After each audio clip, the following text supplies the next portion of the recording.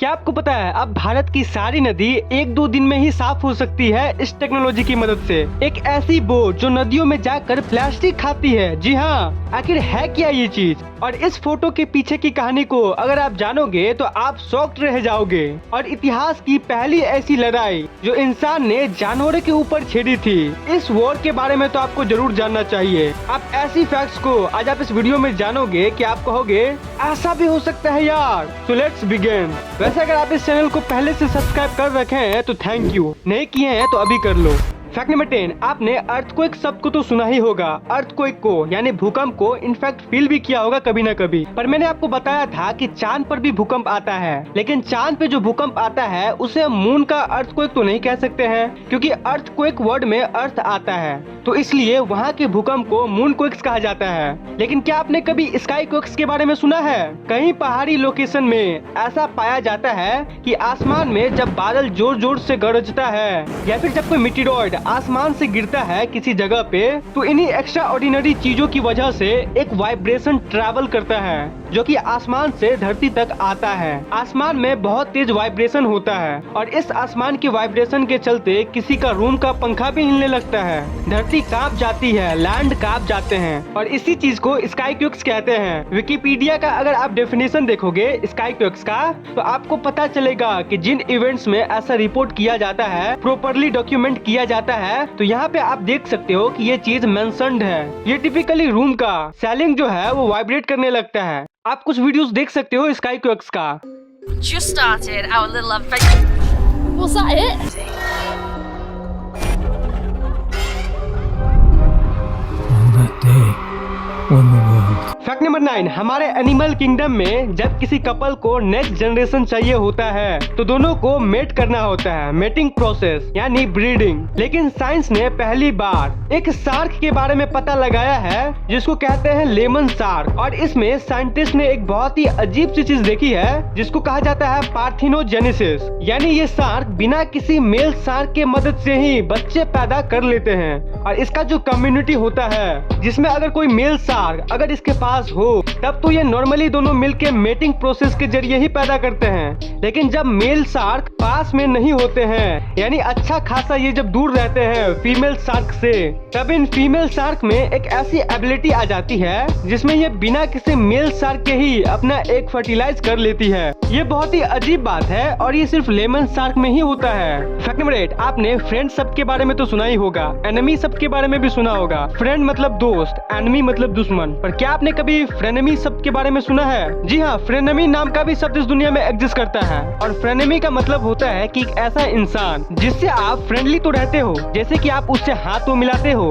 बात भी करते हो, लेकिन उसके लिए आपके मन में एक फंडामेंटल डिसलाइक है, यानी आपको वो उतना पसंद नहीं है, वो आपका कॉम्पिटिटर है। जैसे मान लो एक ऑफिस का मालिक है और उसके बगल में एक और एक ऑफिस है और दोनों का प्रोडक्ट सर्विस सेम ही टाइप का है, तो दोनों तो बेसिकली कंपटीटर्स हुए। मन में दोनों ही नहीं चाहेंगे कि एक दूसरे का बिजनेस ग्रो हो, वो बस ये चाहेंगे कि बस मेरा बिजनेस ग्रो हो। लेकिन फिर जब वो दोनों एक दूसरे से मिलते होंगे तो हेलो हाई करना, बातें करना, ये सब चलता होगा, तो इसी को फ्रेनेमी कहा जाता है, यानी फ्रेंड और एनिमी दोनों का कॉम्बिनेशन। फ्रेनेमी का अगर आप ऑफिशियल डेफिनेशन देखोगे तो ये आएगा, a person with home one is friendly despite a fundamental dislike और राइवलरी। फैक्ट नंबर 7, आपने KFC का आउटलेट तो देखा ही होगा, पिज्जा हट भी देखा होगा, टैको बेल शायद नहीं देखा होगा, और द हैबिट बर्गर भी नहीं देखा होगा। लेकिन अभी मैंने जितने भी आउटलेट्स के नाम बताए, आपको ये जानकर शायद हैरानी होगी कि ये सारे ब्रांड एक ही कंपनी के अंडर आती है। KFC, पिज्जा हट, आपको देखने में ऐसा लगेगा कि दोनों अलग अलग कंपनीज है, पिज्जा हट कहाँ और KFC कहाँ, लेकिन ये सारी कंपनीज यम ब्रांड के अंदर ही आती है, जो कि एक American multinational fast food corporation है। इन आउटलेट्स में जो एम्प्लॉइज काम करते होंगे उन्हें भी नहीं पता होगा कि हमारे जो टॉप में मालिक है वो एक ही है। फैक्ट नंबर 6, एक फोटोग्राफर है लियोनार्डो सेंस, उन्होंने इस फोटो को क्लिक किया।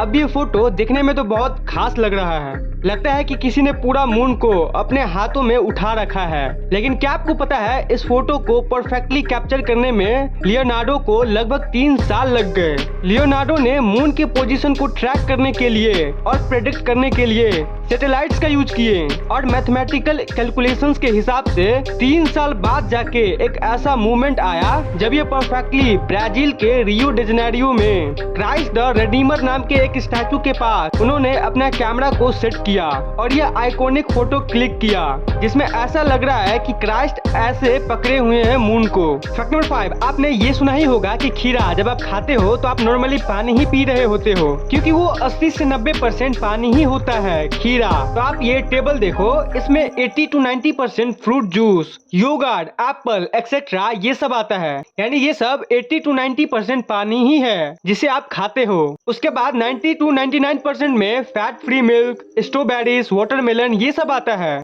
और वाटरमेलन यानी तरबूज अगर आप खाओगे तो आपको पता होगा कि वो 95% वाटर ही होता है, यानी उसका सॉलिड पार्ट बस 5% ही होता है। तभी तो आपको तरबूजा खाते वक्त पूरा पानी ही आता होगा मुंह में। Fact number 4, US state north Carolina, यहाँ पर एक ब्रिज है जिसका नाम ही दे दिया गया है कैन ओपनर ब्रिज क्योंकि वो आते जाते हर एक ट्रक का कैन ओपन करते रहता है और ये पूरे यूएस स्टेट में सबसे ज्यादा ट्रक एक्सीडेंट यहीं पे होता है और इस ब्रिज का नाम ही दे दिया गया है कैन ओपनर ब्रिज। कितनी अजीब बात है ना।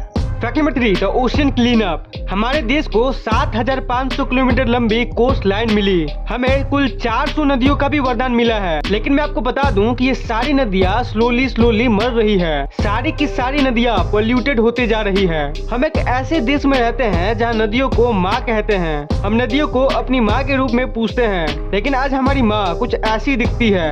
हमारी नदियाँ, हमारे लेक्स, हमारे समुन्द्र आज ऐसे हो गए हैं और यही नदियों का पानी हम पीते हैं और इसी समुद्र के मछलियाँ हम बड़े मजे से खाते हैं और इसी पानी से बनाए गए नमक को भी हम बड़े मजे से खाते हैं और इसी के साथ साथ खुद को स्लोली पॉइजनिंग से मारते हैं। अब ये नदियाँ गंदा कैसे हो रही है ये बताने की जरूरत नहीं है, आप पहले से ही जानते हो कि रिवर पोल्यूटेड के क्या क्या कारण है। पॉइंट ये है कि ये नदियाँ साफ कैसे होगी। हमारे देश में एक ऐसा इंसान है जो मुंबई के बीचेस को क्लीन करते आया है, जिन्होंने millions of kilogram waste Mumbai के बीचेस से हटाया है, जिनका नाम है अफरूज शाह और वो मुंबई के रहने वाले हैं। यानी हमारे देश में बहुत ऐसे लोग हैं जो सोल्यूशन ओरिएंटेड माइंडसेट रखते हैं। कमी है सिर्फ टेक्नोलॉजी की। तो मैं आपको बता दूं कि दुनिया में एक ऐसा बोट भी है जो ये सारे प्रॉब्लम सॉल्व कर सकती है, क्योंकि ये बोट प्लास्टिक खाती है। जी हाँ, आपने बिल्कुल सही सुना, एक ऐसा बोट है जो प्लास्टिक खाती है। कचरों को नदियों में, हमारे ओशियन में जाने से रोका जा सकता है